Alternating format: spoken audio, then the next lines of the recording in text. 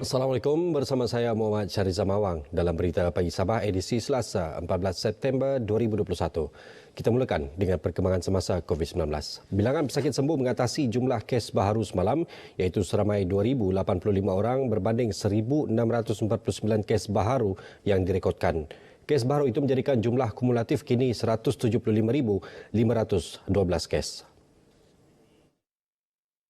Kenyataan jurucakap COVID-19 Sabah yang juga Menteri Kerajaan Tempatan dan Perumahan Negeri Datuk Seri Panglima Masidi Manjun, walaupun kes baru mencatatkan penurunan sebanyak 68 kes berbanding hari sebelumnya, namun kes kematian kekal tinggi iaitu 39 orang.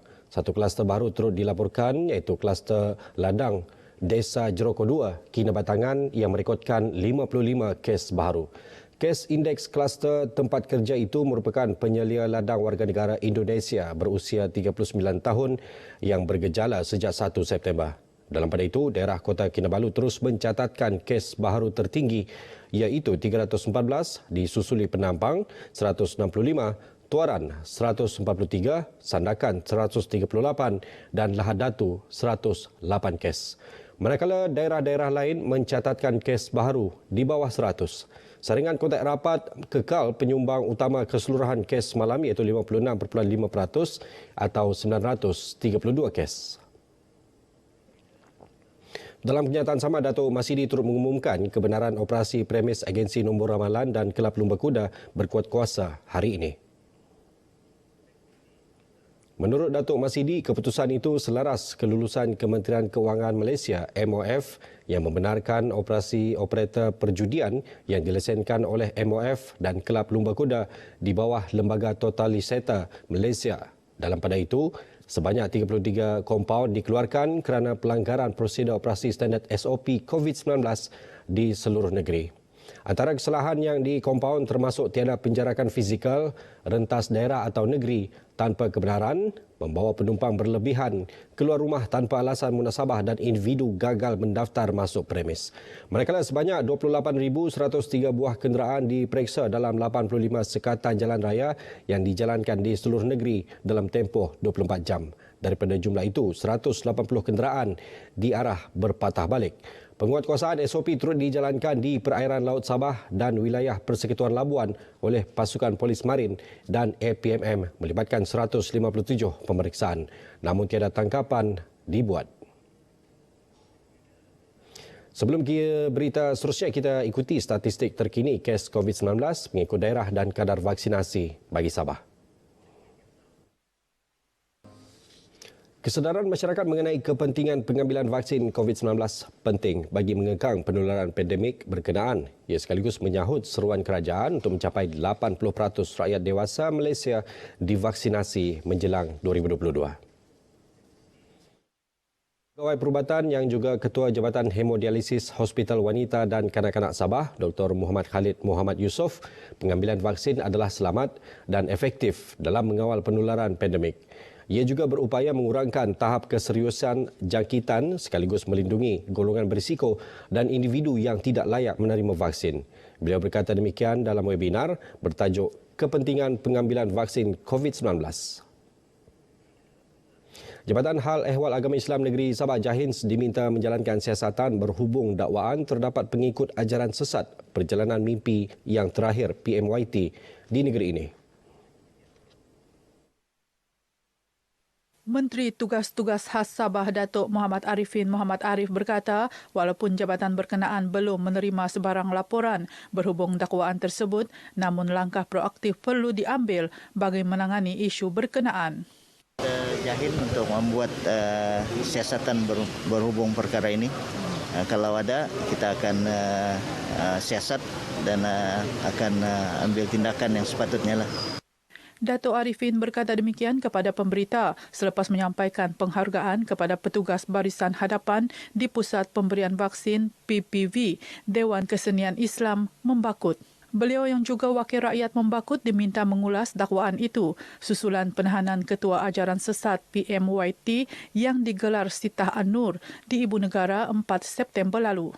Dalam majlis berasingan, Datuk Arifin menyaksikan penyerahan sumbangan daripada Majlis Ugama Islam Sabah Muiz kepada 26 ketua isi rumah KIR terjejas banjir di Membakut baru-baru ini. Majlis berlangsung di perkarangan pejabat daerah kecil Membakut. Sumbangan RM500 ini amat bermakna bagi para penerima. Saya amat berterima kasih atas sumbangan tersebut. Dapat membantu dari segi barang-barang yang kerosakan, seperti palatan rumah apa semualah. Dalam tahun ini saja sudah 2 kali banjir. Ialah dapat bantu sikit-sikit. Terima kasih kepada yang penderma. Sebanyak 10 keluarga anggota Markas Divisyen Kelima, Kem Lokawi menerima komputer riba sumbangan pejabat ahli Dewan Undangan Negeri Adun Tanjung Keramat Putatan. Simbolik penyerahan sumbangan disempurnakan Adun Kawasan Berkenaan Syahilmi Yahya yang juga Menteri Pembangunan Masyarakat dan Kesejahteraan Rakyat Sabah.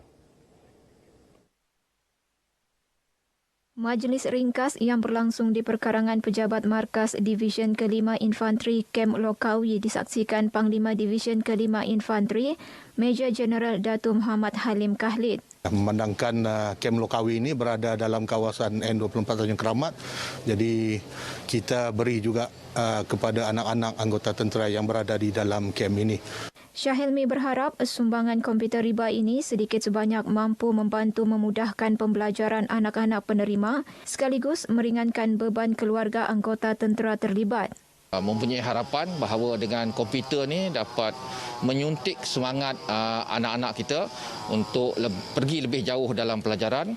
Dulu saya belajar guna telepon, sekarang kalau dapat komputer ini senang saya belajar mencari untuk menyelesaikan PDPR.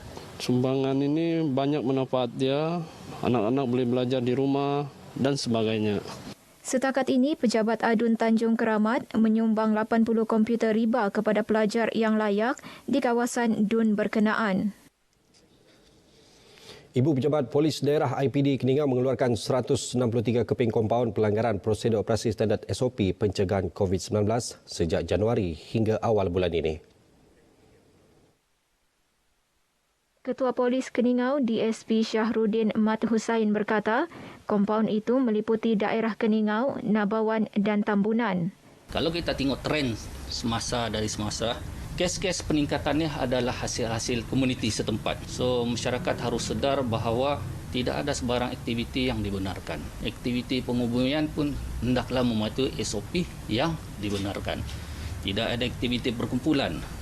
DSP Syahrudin berkata demikian ketika ditemui RTM. Katanya, IPD Keningau juga mempunyai pasukan pematuhan SOP yang membuat pemantauan di kawasan kampung sekaligus mendidik dan memberi kesedaran kepada penduduk setempat agar sentiasa mematuhi SOP yang ditetapkan.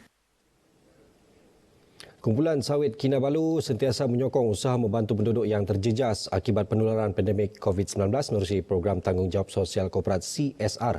Antara program CSR yang dijalankan termasuk sumbangan RM10,000 kepada Food Bank di kawasan Dewan Undangan Negeri Dun Lumadan di Beaufort. Sebanyak 32 food bank diwujudkan di kawasan Dun Lumadan yang ditempatkan di masjid-masjid. Pengarah urusan Kumpulan Sawit Kinabalu, Baco Jansi berkata, sebagai salah sebuah syarikat milik penuh kerajaan negeri, pihaknya berusaha menghulurkan sumbangan bagi membantu penduduk yang memerlukan bantuan makanan.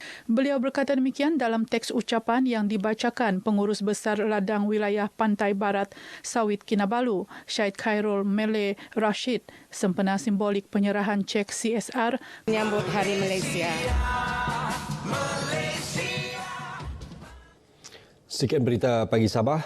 2 hari lagi kita akan menyambut Hari Malaysia. Bersama-sama kibarkan jalur gemilang. #Malaysia Prihatin, #Demi Negara, #Menang Bersama. Saya Muhammad Syariza Mawang. Salam hormat.